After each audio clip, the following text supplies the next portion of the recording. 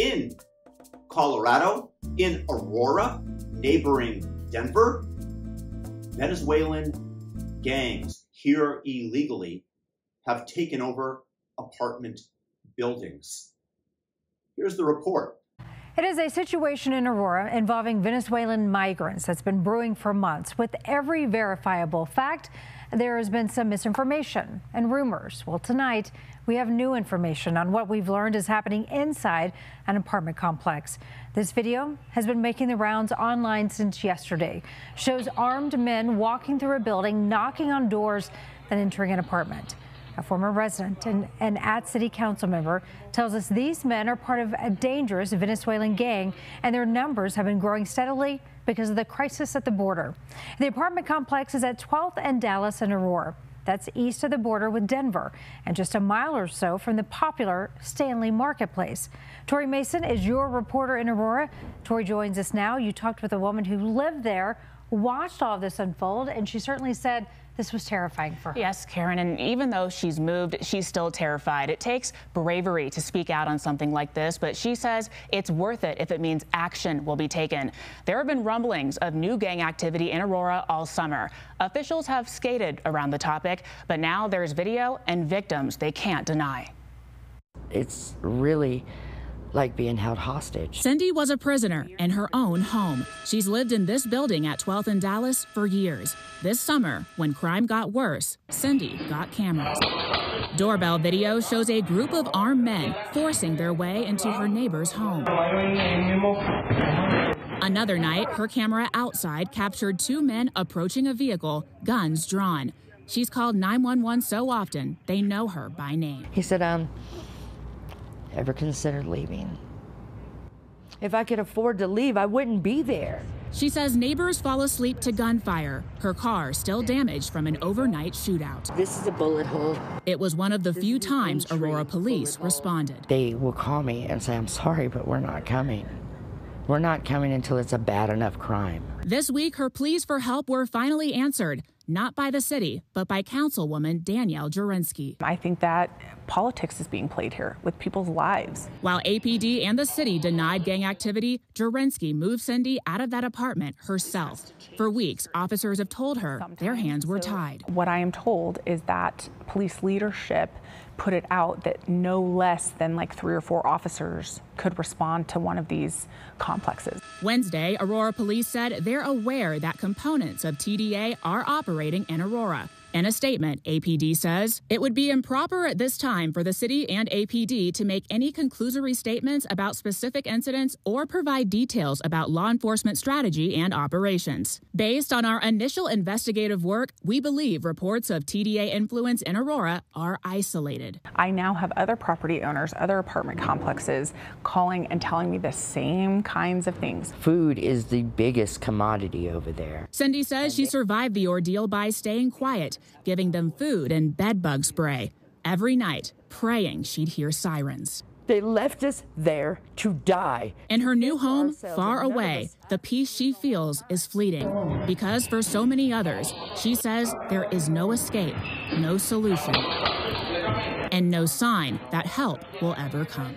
My family lives in Aurora. My daughters live there. I talked them into moving to Aurora. If someone doesn't do something now, their apartments are next. Now, Cindy says there needs to be more action and more help for people in her situation. Like she told me earlier, there is no program that says, hey, you've been run out by a gang, let's step in and help you with the deposit. She's lucky to get the help that she did, Karen. That's terrible. Just so terrible. Tori, what's next? What are the next steps? Well, the city and the Aurora Police Department established a special task force to address concerns about any Venezuelan gang activity. All right, more to come on this for sure. Tori, thank you. And guess what? Crime is down in Venezuela. Why? Because Venezuela said, go ahead, we're going to release you. We're into the United States. We're going to pay for you to get up to the border, and then you are going to create mayhem in the continental U.S. And of course, Donald Trump, who wanted to build the wall, was opposed by the Democrats this whole time. He said that they aren't sending their best to America, that many of them are criminals. And of course, the Democrats latched on to that to say that Donald Trump was saying that all Latin immigrants, all illegal aliens fit this description when he clearly did not. But nevertheless, he's once again proven right. Do you want in San Diego County, for example, migrants tried to hijack a school bus full of children? In this case, they were unsuccessful. What about next time? Do you want your kids kidnapped by a bunch of migrants? Who knows what plans they have for them unless Trump gets elected? Because this is what we're facing as Americans. We face more Venezuelans coming over. Who knows how many Islamic terrorists have come across the open border, with Kamala Harris chastising ICE and Border Patrol and making it seem like they are whipping migrants when they're just making sure that their horses are moving in the right direction, and they're doing that with the reins. But this is the way they frame it, and they tell every American that this is what's going on the border. These are evil people that have done this to you, and they want you to re-elect them. This might be the last chance that we have to get these people out of office, because if they take over, we're going to have to see packing of the courts. We are going to see them make it such that there's going to be an eternal one-party state when they allow illegal aliens to become citizens and vote. Already, they're counted in the census. That's right, your friendly Venezuelan gang member who's taken over your apartment, who's committing crimes in your neighborhood, is counted in the census. Do we want them also to have a vote?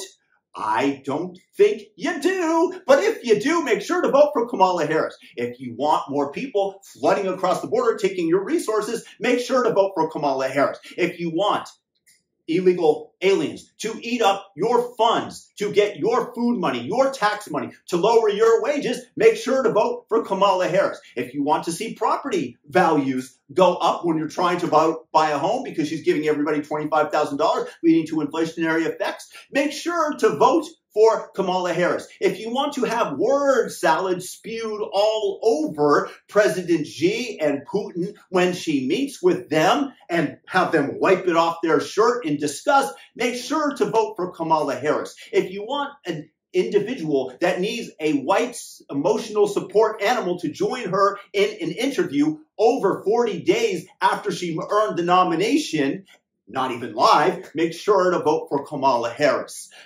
The problem in Aurora, Illinois is the fault of the Democrats. This would have been handled if Donald Trump had been in office. So if you want to see our country continue to deteriorate, then make sure to vote for Kamala Harris. Me, myself, I'm opposed to these things, so I'm voting for Donald. I hope you join me, but if you do, hey, it's still a free country until Kamala takes over.